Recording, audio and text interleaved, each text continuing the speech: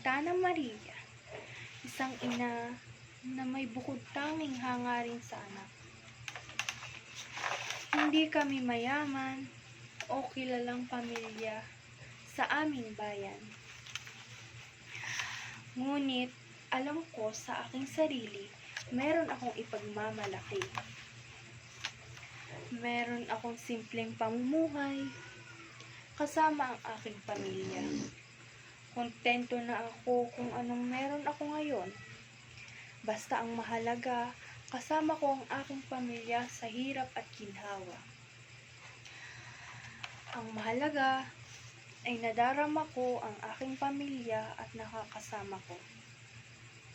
Hindi ko kailangang maging mayaman para ibigay ang kanilang magagandang kasuotan. At hindi ko kailangang makisabay sa mga bagay-bagay o kung sino mang tao sa paligid. Tinuruan ko silang magpakumbaba at manalig sa Diyos. Una, kailangan nating tanggapin kung ano ang meron sa atin. Huwag nating kakalimutan ang ating pamilya. At ito'y ating babalik-balikan pa.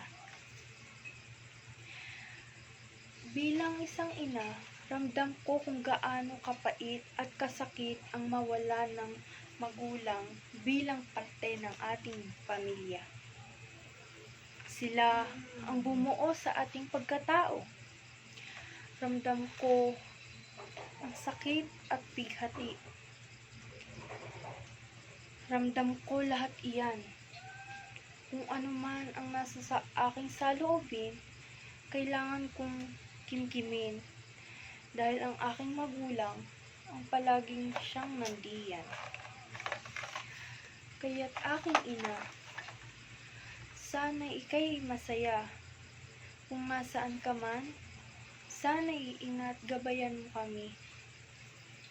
Huwag kakalimutan, hindi natin kailangang makisabay sa mga bagay-bagay o kung sino mang tambay.